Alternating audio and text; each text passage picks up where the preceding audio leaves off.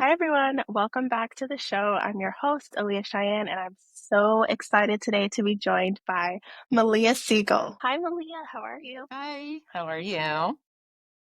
Good. I'm so excited to have you on the show.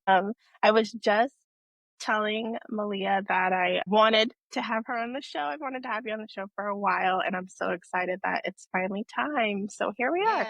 Yes. I'm Yay. excited and I feel honored and just like a I feel nice honored. feeling to be like inquired about like let's talk about you because talking about oneself can sometimes have a flair or an attitude about it, and I'm like, but I like talking to other people about what is inspiring to them as well as what's inspiring to me. So I am excited and happy to participate. Yeah, that's so beautiful. Thank you for sharing that. So I always like to share with folks how I've met a guest on the show or how I know of their work. And I had the honor of meeting Malia a couple years ago at Sheila Marie's 2023 Unruly Retreat in Jamaica. Malia was a support system for that retreat. She is a licensed clinical social worker, and she was there to support all of the women who were attending the retreat. You may not know this, but one of my fondest memories of you is Mm. that retreat. I am more of an introverted girly. So Mm-hmm. that As am I. retreat, yeah, like that retreat was really wonderful in a lot of ways. And at the same time, as someone who is a little bit more introverted, it was a little overstimulating sometimes for me. Mm-hmm. And I remember there was one night in particular, it was like the bonfire night, and I was just feeling kind of like really out of place and like really just like not the comfiest. And whether or not you like knew that intuitively or maybe you just saw it, you just offered like a really comforting kind of shoulder pat and rub like while we were getting ready for like a group photo, Mm. and that like Mm-hmm. made me melt in a lot Aw. of ways, but it made me feel really seen and comforted in that moment. Mm-hmm. And that is like one of the fondest memories have of you. And then we'll talk about Doodle Noodles later, but I got a copy, my own copy of that, and it's just really wonderful for me in my office when I'm working, when I need to just a creative break to color or to jot a quick Mm-hmm. note down or to like scribble and doodle and like all Mm-hmm. these things. So Mm-hmm. I'm literally yeah, using it right now yes, because this is how as you should. I regulate my own attention. So I love Yeah. that you're getting good Yeah. use of it. Yes. And So, that's such like a sweet memory that you shared. And I think it's like yeah. that is my goal in life. I think it's Maya Angelou. It's like people will forget what you said, people will Mhm. forget what you did, but they will never forget how you made them feel. And I think that experience that you just shared is like the embodiment of that. I'm like, yes, that's what I want most people to feel when I am in their presence is like Yeah. melty, like Yeah. seen, comforted, taken care of. So I'm happy that I was able to offer that to you. Yes, you were. And it was wonderful. So that's a little bit about how I know of your work, how I met you, how I got to see you in just brilliant action during that retreat. And I would love to kick it over to you to share a little bit more about who you are in the world today and how you like to be known. Yes. So I mean, Malia is my name. And so I'm like, that's what I want to be known as is out in the world is Malia and a creative solver of problems, creative thinker, um, and just like a bright light resource for people in the world. That's how I would like to be known. And I feel like you're doing that and executing that beautifully. So thank you for being Yes, you. thank you. So I would like to just jump more into you and your work. Uh-huh. So I've mentioned Doodle Noodles, but at the core, your onset, your initial work is Rebellious Evolution, and I want to talk about everything. So I mentioned that you're a therapist, you're a creative, Uh-huh. you're the founder of Rebellious Evolution and Doodle Noodles. So I would love to hear like what inspired you to kind of bring forth these aspects of yourself, these parts of you, and how they show up and support your work. Yeah. So, Rebellious Evolution was born out of my own evolution as I grew from my role as solely a children's therapist. Mhm. I started my career as a school social worker, primarily with a focus on children, from the ages of like 5 to 17 or so. And as my practice evolved and my skill set evolved, that's a common theme, this word, evolution, evolve. Yes. I was like, oh, I think I'm more than just a children's therapist or more than a play therapist. And so I made this shift over to instituting rebellious evolution as like an identifier of where I felt like I was, and hopefully that those words would stand out to people. That those words would resonate with some part of them, that they recognize that they're evolving. And the rebellious part, which you noted in one of your questions, was like it doesn't have to be a certain way. Like I identify as a subversive, quietly subversive. Like I'm not always like ruffling feathers in a very out there way, but when I hear something that's either an extremism or a platitude, I'm like, I get curious. I'm like, why does it have to be that way? My nature, I think yeah, contrarian. And so when I was trying to think of like a business name, I was like looking up like words that meant like going against or like just something that really spoke to how I felt. And rebellious kept coming up. And I was like, yeah, I think that's what it is. I think it's going to be rebellious evolution. So, and I think it was something that as I became more regulated in my practice as a therapist and just noticing my own diverse and broad interests, that yes, I'm a therapist, but like you said, like I'm a creative, I do different things. I'm like always doing different things that I'm like, oh yeah, I forgot I did that. Like yesterday, I agree certified fitness instructor. And we were doing pictures for Very that. And someone's cool. like, oh, yeah, you teach at a Pilates studio? And I'm like, yeah, I guess I do. Like, I forget that I can be more than just quote unquote a therapist. So Yes. that's a little bit about me and rebellious evolution and how that came to be.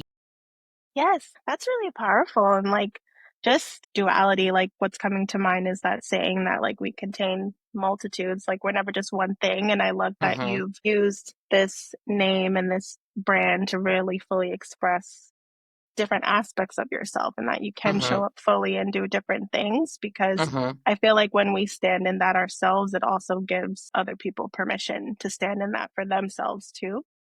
So I Yes. think that's really cool and really powerful. Thank you for sharing. So I would love to talk a little bit about the healing component of that because you've expressed so beautifully what rebellious evolution meant and means to you. Clearly, self care, taking care of yourself, your body, and supporting others and doing that is important to you too, like working with Mm-hmm. as a Pilates instructor, as a therapist with your practice, and creating outlets for young people and adults. To just process and regulate and navigate their emotions.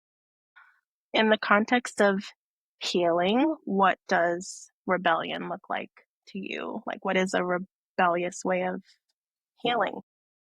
I think that it's to your point about like duality and multitudes, it's like sometimes you're reflecting outward and thinking about rebelling against the external. So what others may tell you, this is the way to heal. I think therapy is an avenue, and I found great success in it both as a client and a practitioner. But I know Mhm, people who surf, ride motorcycles, walk dogs, like compete in athletics, right? There's a lot of different ways that you can find a multisensory avenue to regulate your nervous system, whether you recognize it or not. mhm. But I think there's a lot of dynamic ways that people can do that. And then I also think rebellious against like the internal. So I think many of us have an internal voice that's maybe not the kindest Yeah. voice, Yeah. that's like, you should do this and you should do that. Oh, you can watch a Mhm. show after you do the laundry. I Mhm. think over time, again, as a client of a therapist and working, I've done a lot of work with both EMDR, which is the bilateral stimulation for audio and visual, but we've also done internal family systems. And Yeah. that was a big, like, opening of the mind for me of like, yeah, there's these voices, not that I'm, you know, clinically admitted anywhere voices, but like voices that have just been like rooted in us of like, this is how you talk to yourself to get to motivate yourself. And Yeah. sometimes I'm like, that voice is not very nice.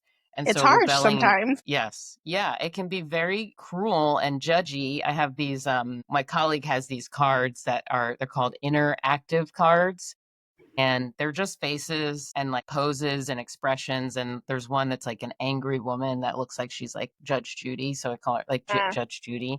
But Mm-hmm. like, yeah, rebelling against those voices that are like being cruel to yourself. It's like we get enough of that sometimes from out there. I'm like, might as well be kind to myself on the inside. So making Yeah. space for some positive self-talk and, self-compassion, Yeah.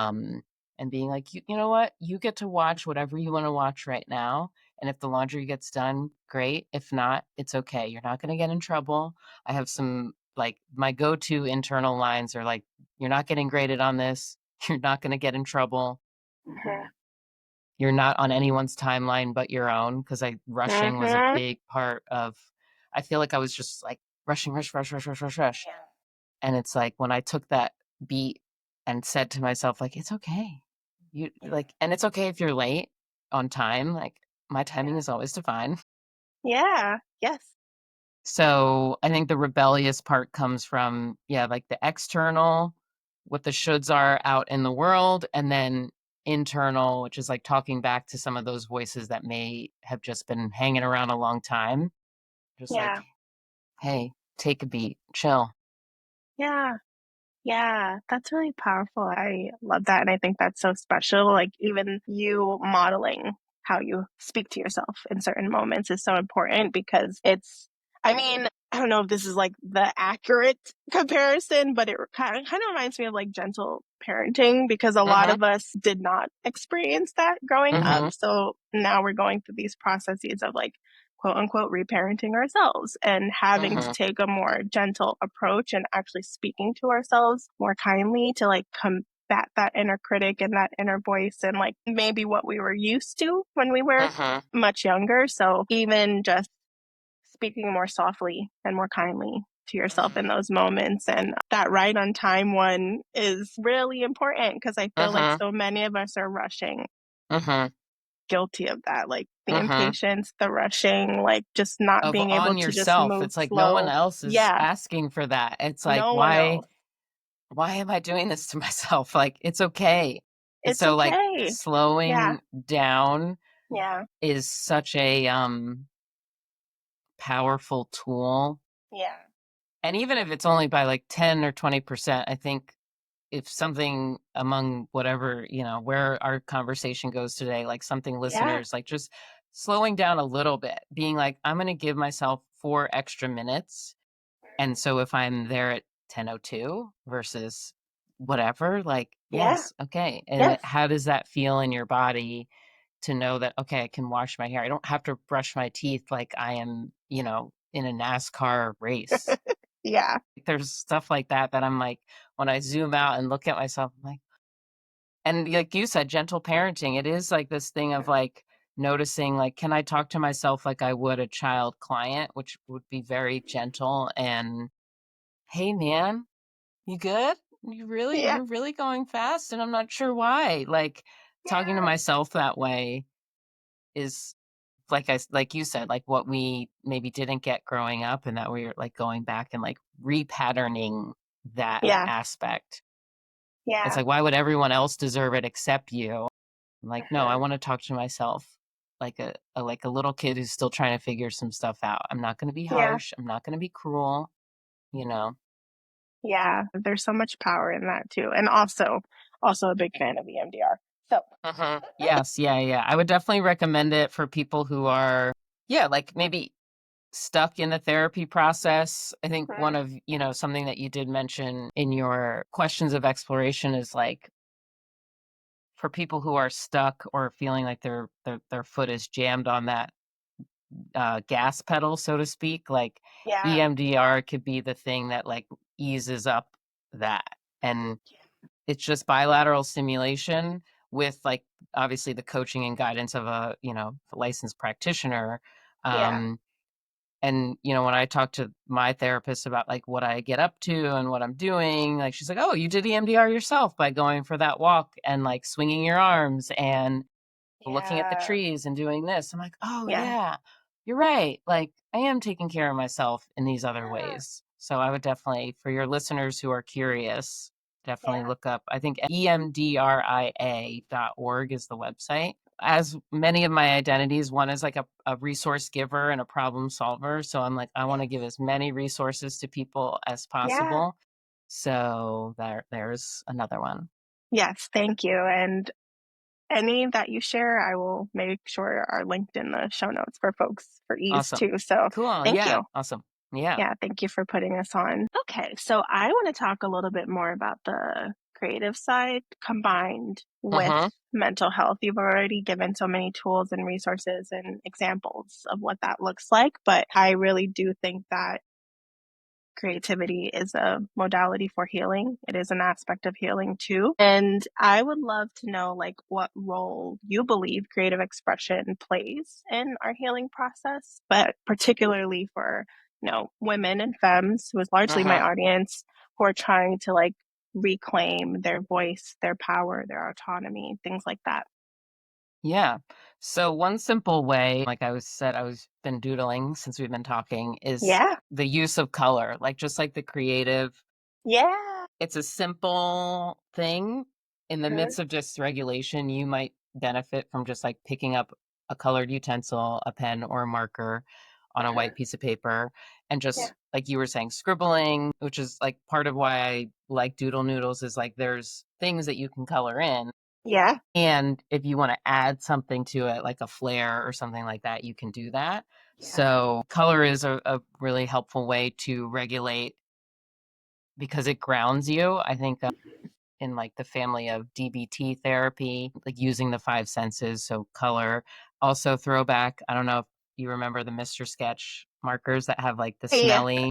So this is like a Yeah. dual process because not only you see the color, but then, I have people I'm like, oh, what does this one smell like to you? Is it like a thumbs up, a thumbs down? So yeah, just even using color, even paint, right? Like it may not smell like fruity chemicals like the Mr. Yeah. Sketch markers, but like inhaling the smell of like those kinds of things like grounds you because you're paying Uh-huh. attention to something that's in your immediate awareness as opposed to like ruminating on something. So yeah, I think there's definitely like a really beautiful cross section of creative expression and mental health, like wellness, striving towards, coming back to regulation because you're always going to be like faced with situations that are going to cause dysregulation. That's part of being a human being. But resilience is like your capacity to like just revert back to like, I'm safe, I'm grounded, I'm okay. So I think art and yeah, just and even it doesn't have to be good. I think a lot of people think like I identify as an artist because I create things. I don't Uh-huh. necessarily I'm not like, oh wow, I'm like so good at it. I'm Yeah. just like, I do it. So therefore I am an artist. Like it doesn't have Yeah. to be anything. I mean, I've seen some crazy things. I still remember this is like last year. I went to the Met and one of the art pieces was a piece of cheese with like hair sticking out of it.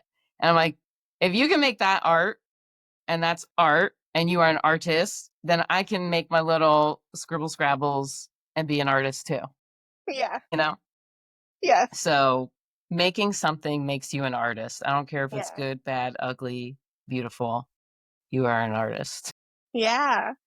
I create, therefore I am. I really love that. And I think Mm-hmm. that's so true. There's been this, I don't know if it's an uptick or just more exposure because of platforms like TikTok and elsewhere, Mm-hmm. but so many people are coloring and creating coloring books and like Mm-hmm. coloring online for other people to watch and encouraging people Mm-hmm. to get color. You know, like it's Mm-hmm. I'm seeing so many more people do that as a way to regulate and just Mm-hmm. play and be creative, Mm-hmm. which I think is really beautiful. And my sister Tasia is an artist, like she does art and she does create, but she also Mm-hmm. talks about how we're all artists. Like, have Mm-hmm. you seen some of the pieces of art? I'm Like like a exactly mirror that what you says you described. is art. Yes, You're is like, art.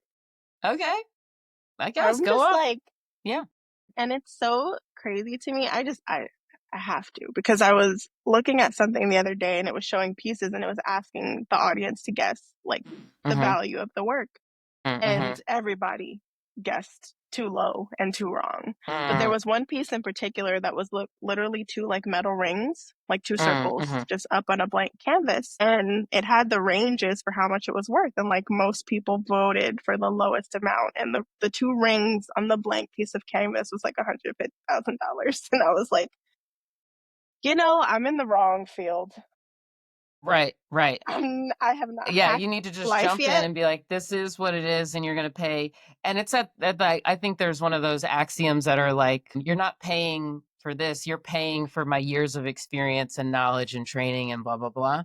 And I'm like, okay, I see that with art, like welding two metal rings together. Probably I couldn't do it right now, Mm-hmm. not that I'm aware of.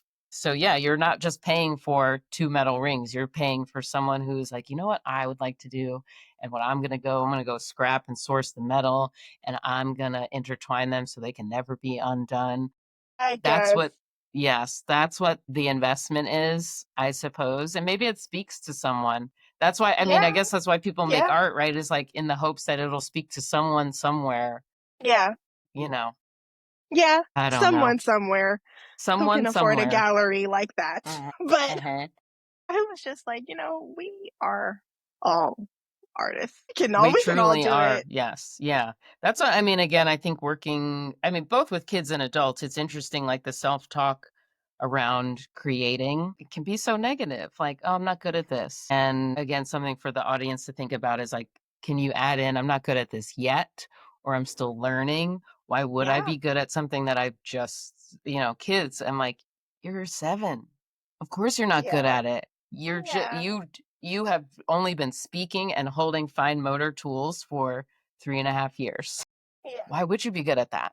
yeah, You're learning. It should be fun. Like let's have some fun in the learning of it and not be so focused on like it has to be perfect. I mean, that's I think a struggle that I had for a long time was like, oh, things need to be perfect before they can be out in the world. And I think Doodle Noodles was like a good exercise for me to be like, it doesn't need to be perfect. It just needs to be out in the world. And that was the dialogue that I was having with adult Malia and inner child Malia. Doesn't yeah. need to be perfect. You just need to get it out into the world. Someone somewhere will benefit from this creation.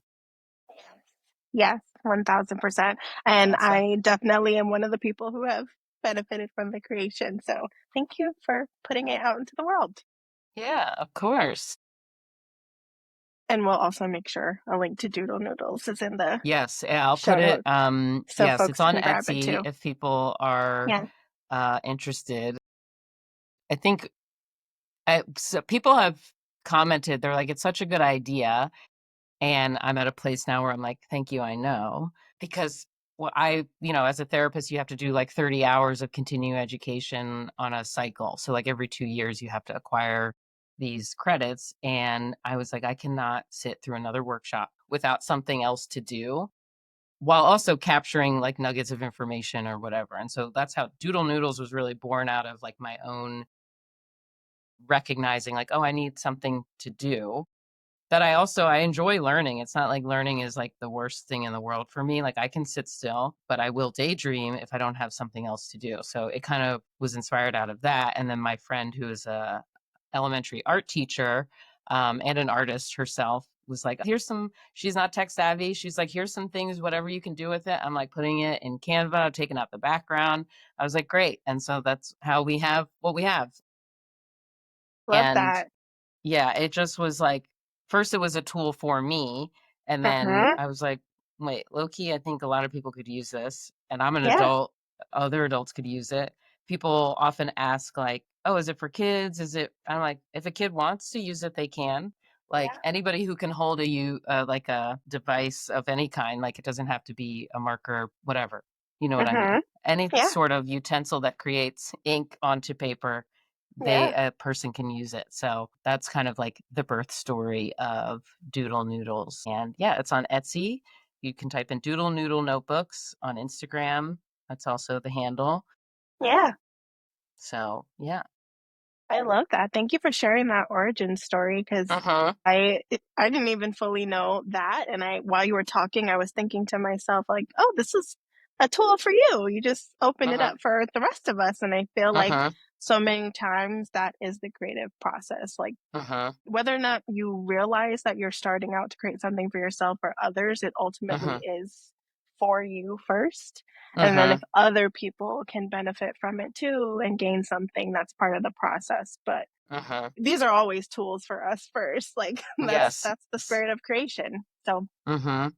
so Yeah. cool. Okay. So I I just kind of love the duality of the work that you do. So you work with young people, you work with children, you also work with adults. You've expanded your work to also include adults as well. And I'm really kind of interested in both components of that. So you Mhm. have people who are older who are kind of willing to grow but already set in their habits in many ways. Many Mhm. of them are Mhm. breaking, generational patterns, Mhm. practices, things like that. And then you're also simultaneously working with young people who are new to the world, who Mhm. are learning how society works, Mhm. Mhm. whether those are good or bad aspects of Mhm. society, and like, you know, hoping to grow into an adult that can regulate in the world and navigate the world. So I'm very curious about what supporting those demographics of clients like looks like for you, Mhm. and what sort of additional tools. Like I know play therapy is something that you Mhm. use with children, so I would love to talk a little bit more about that. Yeah, so it's interesting working with, like, as I've expanded to work with adults, how much, like, I bring in, like, some of the play therapy tools. A big one being just like a reflection statement. So when I was like coming up as a play therapist, you learn that you never really ask questions. You just often reflect back what you see or what you hear. And it should the person choose, they can like take the invitation of like, yeah, I am really feeling sad today. Might say like, you don't seem like yourself today. You seem really like heavy, statements like that. That I initially, I mean, even with kids, I struggled. Like, I always was like guessing. I'm like, are you okay today?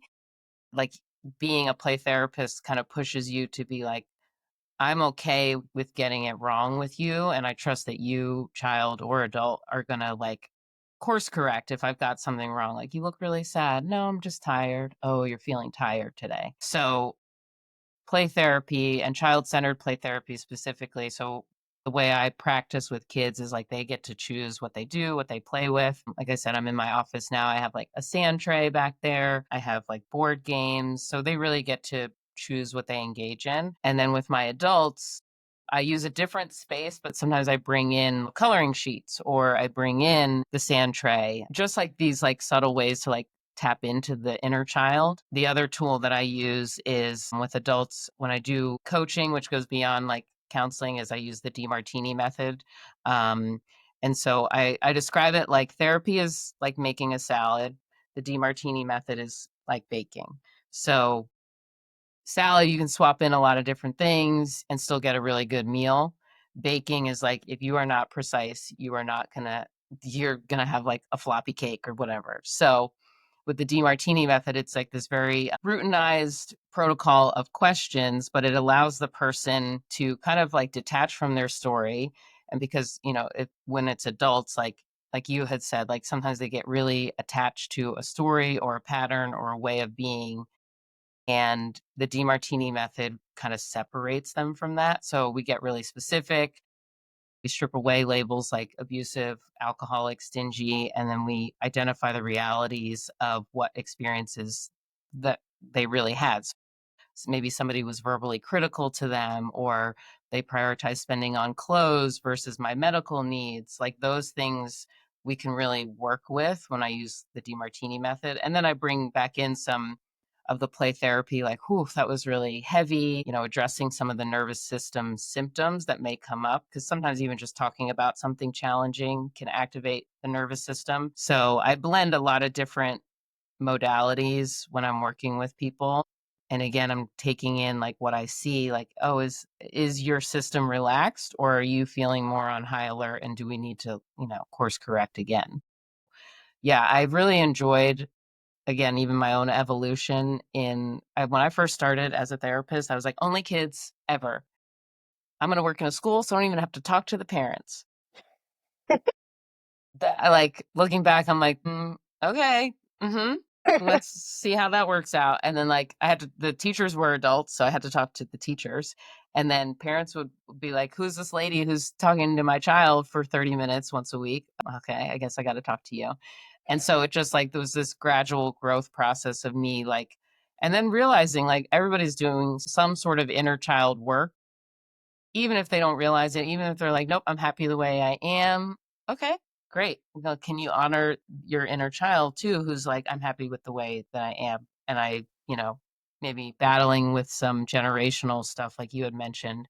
I think a lot of us are like, whoa, the generations before us really went through some stuff and they carried it over. And we're trying to like, how do you hold space for that? And be like, that was just the time they came from, and also being like, and I didn't deserve to be treated or talked to in this way. I Yeah. think holding both of those can be challenging. And that's why, I think I'm a pretty good, yeah, holder of things. Like I'm like, sometimes I'm like, I'm a good this. And people who are listening to this only, what I'm doing is I'm swirling my hands around like I'm in a hot tub of emotions and feelings. And I'm just like holding, painting. Similar like to what I did at the retreat, right? Like my role there was mental health retreat concierge consultant. And people are like, so what is that? I'm like, I just like hold space. Yeah.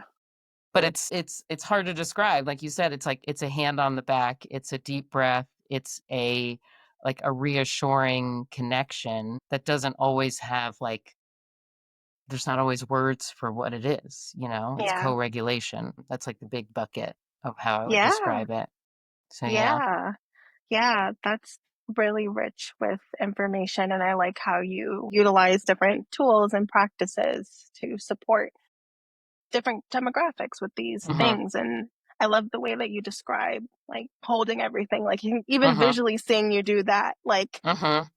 it clicks and it makes sense because there is so much to actually hold. Like that's the Mhm. tough part. And I Mhm. kind of want to build on what you were talking about the retreats. I mentioned at the beginning that's Mhm. where I met you and you brought it up just now. And I think it's really powerful. And I'm just curious to know how retreats have pushed you both personally and professionally. Because I imagine, especially as someone who might identify with a label as introverted, like being Mhm. in that, especially as a practitioner, pushes you out of your comfort zone, but also Mhm. showing up to hold and co regulate and support Mhm. others is a lot. So, how does that continue to push you and challenge you personally and professionally? Yeah, it was interesting just to hear you say like identifying as an introvert and then going to do something like the retreat. You as a participant, me as a, support person. It's like the inspiration was so big that it kind of quelled the nervous anxiety feelings of like, oh my gosh, I'm going to be around. I don't know any of these people. I mean, even Sheila and I, we met virtually, but like we never met in person. So it is, Yeah. I'm like, but the inspiration and the drive is so big. And I get confidence in my skills. And again, I'm like, I don't want to say like, I'm not doing much. I know that what I'm doing, I am very capable of doing. And I'm not doing anything more. I'm not trying to teach out loud. I'm not didactically like leading, workshops. I'm just like, yeah, holding space. I'm doing this, giving the mints. But I think something that retreats often, again, professionally and personally, remind me of is reinforcing the power of community as a safe space, a necessary space for healing and growth. I think, again, growing up, I definitely had an internal story that figure it out by yourself. So I've had to come back again and again and unlearn that you need to do everything by yourself. So being with others who are just as committed to personal growth and bearing safe witness while other people do the same, I think is just like a big realization that I need to be like rinsed over and washed over probably once a year because I can get stuck in my head of like, well, you just got to figure out yourself. Again, I'm back at the Doodle Noodles. Like I went to the print shop and I was like, I am trying to figure something out and it feels really difficult. Can you help me? And they were like, of course. But there's Yeah. a story that's like, Yeah. you should go there already knowing everything you need to know. And then I'm like, yeah, where did that story come from? So I Yeah. think the retreats are just like just a really positive experience just to be in community. And then also, I think in the most recent retreat that I did with Sheila, again, the unruly country, was being in service to Black women. I think they're so often the service providers, myself included, but Yes. I think I reveled in being able to like bring over water, bring a squishy ball, bring something, like offer some sort of co-regulation resource to women who are often sought out as like, help me, heal me, fix me. I'm like, no, no, no, you don't have to worry about any of that. I am going to take care of you. And that to me is like, I so like when again, I was trying to find words for it. I think I was like soul opening, heart warming, Yeah. Yeah. like soul lifting, heart expanding, like that being able to be in service to a population who is so often, yeah, again, just like relied so heavily on and like commended for being strong and this, it's like people are tired, people are burnt out. Yes.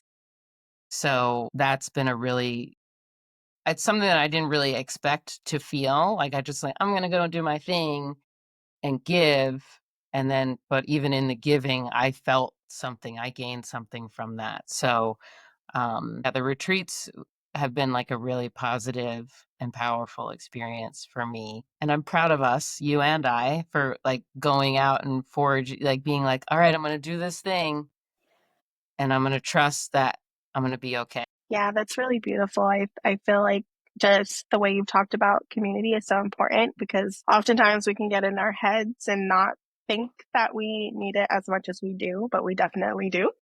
Uh-huh. And just recognizing what's going on in ourselves and being comfortable with being vulnerable and asking for help and knowing that we don't have to know everything. There's Mm-hmm. somebody out there that knows Who something wants that to can help help, us and like and somebody who who's like, wants to help. yes, oh Yeah. my gosh, I've studied this for years. I would be happy Yeah. to help someone figure this problem out, because that's how I Yeah. am. I'm like, if I know a solution to something and someone has a problem, I'm super inspired to go forth and offer that. And so it's Yeah. interesting how sometimes that rule applies outward but not inward. And so again, I kind of have to keep peeling that onion back and being like, Malia, it is okay not to know everything, and be the receiver of help, not just the giver of help. Yes. Absolutely. And even in you saying that, like, receiving help and giving help, but also what the way you explained it about just Black women in particular, how we are often, as you are, like, too, the service Mm-hmm. providers, the ones that people go to for help and support and all the things, but we don't always get it in return. That's so meaningful and so important. One of my mentors, who's been a guest on the show as well, Ashante Renee, has a whole campaign called Retiring Superwoman, like taking off the cape. And it's about the many ways that we show up excessively and incessantly, and it leaves us so burnt out and drained. And Mm-hmm. when we come together in community and support each other, we heal ourselves and each other. And it's such a beautiful and powerful thing. So I'm Mm-hmm. so glad again to have just met you and interacted with you at the retreat and all of the incredible women who really showed up for community and personal growth. I know I personally had went during that season myself because I was really interested in building more friendships and like meeting more Black women who are also equally committed to personal growth. Mm-hmm. I was able to have that experience and meet other women who have gone on other retreats, not even the one that I went on, thereafter, Mm-hmm. and Mm-hmm. build community and friendship that way too. So it's so powerful. So yeah, the Unruly Retreat is something special. So if Mm-hmm. anyone ever has an opportunity to go, go. Mm-hmm. You'll meet Malia Definitely. too. Yes, Yes. yes. Yes. Yeah, I think, that idea of like taking the cape off, again, like when I work with adults, a lot of like our work is like unraveling the story of like what a good non-selfish person does. And I'm like, you get to be both. Again, the multitudes, like you get to be selfish when it serves you and fills your own cup.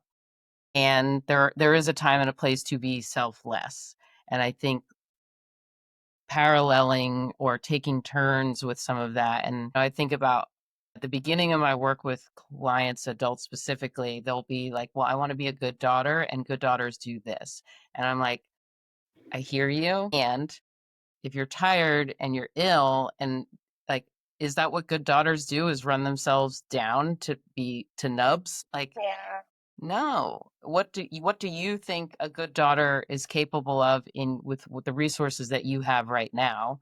Is, it can't be, going into debt or, rushing around driving people this place and that. It's like sometimes it's like saying no or helping collaborate with somebody to be like, can you pick up so and so for this appointment at this time? A lot of people are really, again, baked in their story of, well, this is what a good mom, brother, sister, whoever role does. And so we strip away some of those labels of like, I mean, it could be anything. What I think is a good dad could be very different from what you think is a good dad. Yeah. Somebody who works 80 hours a week or someone who prioritizes playing sports with their kids. You can't do both. So, Yeah. you're financially providing and you're okay with that. Or you're like, you know what, I make $25,000 a year, but me and my kids, we play outside every day for an hour. Great. Then if that's your high value, then I want that for you. So yeah, when you mentioned that, it just kind of sparked for me, yeah, what comes up with women especially is like, oh, I need to be good. And it's like, well, what about you? What about what you want? Yeah, you're literally preaching to me right now. I have some food Mm-hmm. for thought after this Mm-hmm. conversation. I'm gonna go sit in the Mm-hmm. corner and think about things. But Mm-hmm. Mm-hmm. yeah, Mm-hmm. it's very true. Facts. Yes. Okay. So I want to shift gears a little bit because I'm interested in some of your hot takes. Mm-hmm. And I got some of especially those. when it comes to, yeah, especially when it comes to like therapy work, healing work, mental health, like all these things. Like, so for example, some people have a lot of misconceptions about what talk therapy or more somatic types of therapy or like EMDR, like different formats. Mm-hmm. You've mentioned simple practices that most people wouldn't consider therapeutic, but are, Mm-hmm. Mm-hmm. walking and Yeah, swinging surfing, your hands walking. up and Yes. surfing, Yeah. like stuff like Mm-hmm. that. So I would love to talk about like what's one misconception about therapy or healing work that you wish more people would unlearn and something that's more of a truth that you would Mm-hmm. offer in its place. I mean, there's so many. I think even the other day I met someone, I was just like getting a service done and they were like, "Oh, as a therapist, like, do you give homework?" And I'm like, "I personally do not give therapeutic homework because I'm like, I didn't like homework as a student." And what do I look like being like, okay, this week I want you to journal your thoughts and feelings. If someone arrives at a session and they're like, you know what, I felt called or inspired to write, was how I felt, great.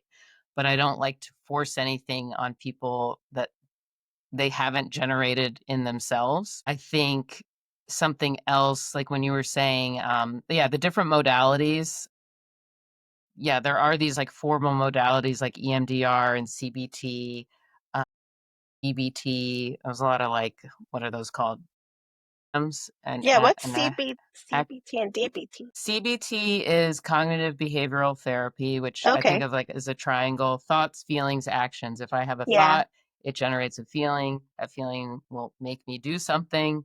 I don't necessarily subscribe to that. I'm like, Okay. maybe in one context that is true, but I think what a lot of some of the modalities miss that I Uh-huh. think EMDR does not is the body component.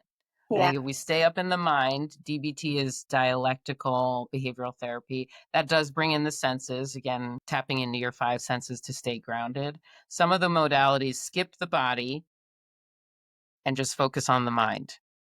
And for Yeah. some people, that's great. But I think for most of us, and we get myself included, I learned like just by doing even I did a special certification and it's called synergetic play therapy. And they videotaped us and they were like, all right, and how did you feel during that session? And I was like, what do you mean? How did I feel? And they were like in your body. And I'm like, oh yeah, I do have a body. How did I feel? I was like, I think I Uh, felt okay. And then I see the video and I look very stiff. Like uh-huh. there was just a lot of rigidity that I was holding that I Yeah. wasn't even aware of. Okay.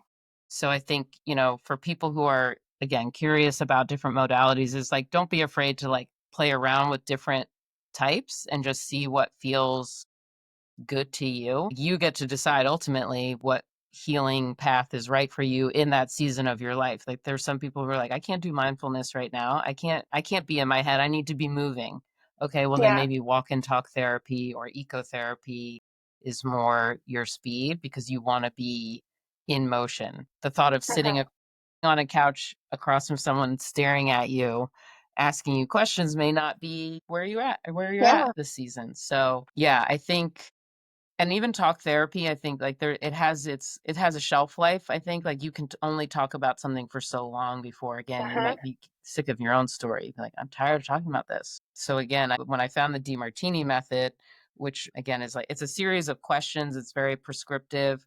I try to bring in some flexibility to it when I can. It kind of again pulls you out of the story. You're like, oh yes, okay, this is what I didn't resonate with me from this experience, and how do I want to move forward? So it is a mindset shift, a bit like not necessarily how do I get rid of these obstacles, but how is this challenge serving me and my higher purpose? So yeah, I think just being open to experimenting with different therapies, maybe noticing that you have a body, which I know sounds like weird to Yeah. say, but again, I was It's like, true. yeah, like, oh, my heart was racing. Oh, my body was so Yeah. stiff. Oh, my fingers are cold. Now I'm so much more like, it's like I'm a newborn, like, whoa, what are these things telling me? What is this temperature? What is like, what are all the things that my body is doing, trying to communicate to me about what I need in this moment? So yeah. Yeah, that's really important. And I love that. As someone who has gone on and off talk therapy for years, in the Mm-hmm. last few years, I've been more interested in practices that draw me more into my body and being more self Mm-hmm.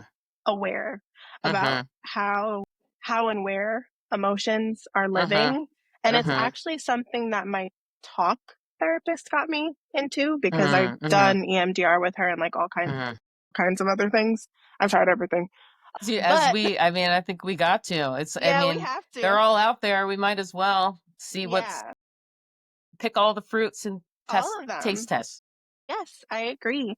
But it started off with her like asking me where feelings were in my body. And I would Mhm, always be mhm, like, I don't know, like, I don't know. Like, it mhm, just kind of repulsed and icky about it mhm, in the beginning. And then I got to a mhm, place where I could actually, okay, identify the feeling. Like, what is going on? Where is the energy? mhm, Now I'm in a different place where it's not icky or uncomfortable. I can mhm, acknowledge it, I can recognize it, and I can figure out what works for me next to move mhm, through that thing. So mhm, I think it's so important. And there are a lot of misconceptions, like you said, but I think the one you mhm, hit on just now is really important. So thank you for sharing that. mhm. And Yes, remember everyone, you yeah, have a body. And yeah, yes, you can go in your brain and do the things. Even again, I would say that the DeMartini method is a mostly cognitive process. yeah, So when I do that kind of consulting and coaching with people, I name that. I'm like, I'm going to be asking you questions, which is again like the opposite of when I'm doing play therapy. I'm not asking any questions. I'm just like, oh, what is the information I'm seeing? Oh, you're excited, you're happy, you have your glitter shoes on today.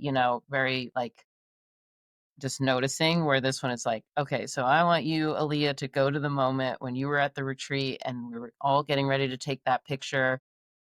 You felt my hand on your shoulder and you melted, you relaxed. yeah, What was the benefit to you in that moment? Wow, I did make the right choice of going to this retreat. Like yeah, this was something that was really good for me. yeah. So yeah, just like yeah, being open to different processes. And I think like yeah, using that your voice to be like, yeah, I don't think that this is right for me. Hmm. I think it's just as good as, oh, I think I found the right modality for me and what I need right now. Yeah. Yes, exactly. I think it's trial and error, testing things out, Mhm. try all the things, just like you said. Yeah. Mhm. Mhm. And I think in this conversation, you've expressed so many ways to make, these practices feel more human and collaborative as opposed to how they can typically feel for some people, which is like a Mhm. little out of touch or cold or like disconnected. There's Mhm. so many ways to make it feel more connected and collaborative. So thank you for sharing that. Mhm. As we wrap up, I would love to know for you, I talk about creativity, purpose, alignment, and things like that on this show all the time. It's at the core of the show, the heart of the show. And I would love to know from you right now in this moment, what does living like a prolific life rooted in creativity and alignment and purpose look like for you in this season? Such a loaded, heavy question. That was one, like I did notes for most of these, and then this one I was like, what does that mean? Um, Yeah, let's I talk think, about it. Yeah, yeah, I mean, I think if anything, I'm like prolific to me is like in its time. Again, I have to yeah, put the brakes on myself sometimes of like what is possible in this moment, in this yeah, season. Spring and summer for me tend to be very expansive and like it yes, is like quote unquote my time to shine. yeah, And me just honoring that. And then when November comes, like I just feel this like seasonal, I wouldn't even call it a depression. I think depression for me was like when I was trying so hard to be on 12 months out of the year. I yes, stopped yeah, feeling as depressed when I let myself like ease up off the gas pedal and be like, nope, I'm going to take less clients November into February. I'm going to slow down. So, like, in this zoomed out season, prolific to me is like honoring what is in any given moment and yeah, being okay with that. yeah, Um, and being not just okay, I think like gratitude and just being grateful. I'm like, thank you, body and brain, for telling me when I need to slow down. Or, yes, there's times where as a person who I have ADHD, like if I mhm, get an idea and I get inspired and it keeps me up like till 1 a.m., let's say, there definitely was a season of life where I was like, you should be asleep right now. Now I think I'm like, the inspiration, the spark is here. I'm going to ride it until I don't have it anymore, and that's okay. No, so I think like leaning into those different energy shifts when they pop up. I mean, and you post a lot on Instagram. I feel like every Instagram thing that you post about like divine timing and seasons, and there's just like, I'm yeah, like, yes, yes, yes, yes, yeah, yes, yes, yes, yes, yes. Like just honoring what is as opposed to trying to fight and like push so hard. Like, I'm like, that season for now is done. I'm not in a fighting combative mode. I'm in a embracing what mhm, is and just allowing myself to be. And again, it's that like self-talk. It's okay to rest. This is what your body is mhm. telling you you need. And yeah, I think that is me answering the question. It is, and I love that. Like, Yes, yes. I am big on that. It's making me think about too, as I'm sure as like Uh-huh. a clinician and a practitioner, but there are so many Black women who are getting late diagnoses for like autism Uh-huh. and ADHD and Uh-huh. all kinds of things now in life because it Uh-huh. shows up differently in us Uh-huh. than Uh-huh. white boys and men. Yes. And Which I'm at this point, I'm like, I think everybody low key has it. me And it's too. really like, Yeah. think, yeah, I just notice things. I'm like, oh, everyone's like pursuing what is most important to them. And of course, I'm going to look like I'm detached when the thing is not interesting to me or it's not inspiring to me or I haven't yet found what that is. Yeah. Like ADHD often gets billed as like you have a hard time focusing. I'm like, you should see me when I'm really into something. I Yeah. won't let go. Like Exactly. that Yeah. hyperfixation is really real. And again, now Yeah. with the self compassion piece, I'm like, look at you honoring what's most important to you right now. And if you want to eat, you know, whatever for 17 weeks straight, then do it. You know what I mean? Like, there's Yeah. these things, and then all of a sudden I'm like, okay, I don't want to eat that anymore, and being okay with that too, as opposed to having this internal conflict of like, why am I like this? Why do I change with the wind? And it's like, Yeah. why not? Who cares? Why are we Yeah. why are we fighting about this with Yeah. yourself? Like, it Yeah. is okay to eat a hard boiled egg and two pieces of bacon every day for as long as it feels right, you know? I literally just talked about this with with Yeah, like another you get hooked guest on on something. this I've drank show. poppies. You know those Yeah. like prebiotic sodas? I Oh was yeah. on a poppy Olipop kick for months, and there was times where I was like, And then I was like, Malia, you know yourself at this point. You're gonna wring every last drop of dopamine out of this, and then it'll be gone, and you'll be on to something else. And I'm like, okay, Yeah. okay, thanks for that pep talk. Yeah, because I was Mhm. really judging myself for being quote unquote addicted Yeah. just having a soda a day. So yeah, I think just yeah, owning what is, not even owning Mhm. what's good. I think there's a lot of platitudes out there of like the let them and like own what's good in your life. And I'm just like, Mhm. or don't. Like it doesn't matter. Like life's Yeah. gonna do what it does, and why be your own enemy when you can be your own cheerleader? Yeah. Oh, I love that. Why be your own enemy if you can be your own cheerleader? I love that. That's so Yes. important. And yeah, I I love an orange poppy. I love all the poppies. But well, one flavor I don't like, but I feel you. Mm-hmm. And hyperfixating on males and stuff. I literally talked about this with someone else as well. And I was saying before that I think it's so interesting, like in this era of people having late diagnoses, Mm-hmm. I do think we all got a little something, honestly. Mm-hmm. Mm-hmm. I think Mm-hmm. it's in response to and in rebellion to this Mm-hmm. system as a whole. Yeah. Yeah. Mm-hmm. But I say that to say I'm noticing a lot of women online who are talking about finding out late that they might Mm-hmm. have autism or ADHD or both or other variations of it, that in their unmasking, they're like getting this immense form of just like burnout. Like all of the Mm-hmm. overachieving that they were doing before, it's Mm-hmm. totally going to the wayside now. And I Mm-hmm. feel Mm-hmm. that 1,000%. I don't have an official diagnosis for anything, but I think I got took Mm-hmm. something.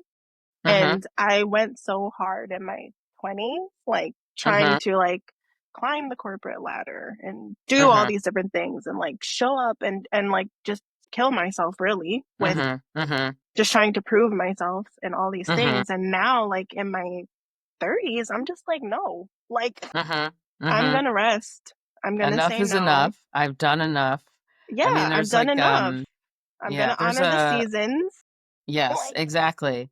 And being like, yeah. and I've done it. I think, yes, I identify with that hard. And whenever I like catch myself, yeah, like maybe self-criticizing or whatever, I'm like, Hmm. look, you've done enough. Think back to you Yeah. had all those jobs, you did all Yeah. those things. No one told you to do all that. Exactly. And it's in the bank, so to speak, right? Like I'm like, I don't need to work as hard now on things that are not as important to me. I get to decide what's important to me in this season and if I'm going to put my time and attention towards it. But yeah, my colleague has like a quote. I don't know who it's by, but it was like, I am enough, I have enough, I do enough. And I'm like, Yeah. mm-hmm, mm-hmm, mm-hmm. Yeah. 1,000%. So I just resonate a lot with so much that you shared. Like, thank you so much for showing up today. Like, Yes, of so course. honestly, so vulnerably, so transparently, and for giving us so many resources and Mm-hmm. for just sharing so many examples of things that folks can do to take care of themselves, be in community with others. And it's been really, really powerful. I really loved our conversation and spending this time with you. Can you let folks know where to get involved with your work, where to support you, where to follow you online, and again, where to purchase their copy of Doodle Noodles or anything that you have going on? Yes. So my website is rebelsevolve.com. You can find Doodle Noodles through there as well as on Etsy. Doodle Noodle Notebooks, also on Instagram. I do empowerment coaching virtually. So no matter where you are in the world, we can do coaching. And then in New Jersey, I'm a licensed therapist authorized to do therapy virtually or in person if people are local too. Shrewsbury, New Jersey, in the United States. Yeah, and that's how you can find me. I'm on Instagram. I'm still figuring out like the Instagram thing as far as like, again, I'm not putting too much, I'm not a social media marketing expert. So I'm just like, yeah, I Yeah. got 3 or 4 Instagrams. One is my personal. Sometimes I post business on there. I got a Doodle Noodles one. I have a one for Rebels Evolve. I'm just always rotating through where I'm posting Yeah. and what I'm posting. But I think it all comes back to I'm like, whatever I post, I want to be intentional about it. So whenever I see those like clips that are like, you post every day or engage your audience, I'm like, too much noise. I'm like, if I feel called Facts. to, I will post something. I don't want to follow like a playbook or a program. It's just I'm like, no, no, no, thanks. I'm gonna do my little doodles. I'm gonna take care of me. And if I, again, like this summer, I may post 100 times and then you will not hear from me until 2026. And that's fine. I'm okay with Listen, that. and that's on honoring your process, divine timing, and what season Yes, you're in, and exactly. going with the flow, going with Yes, the flow. Yes, yes. Thank you, Malia. This is so great. of course. Yes.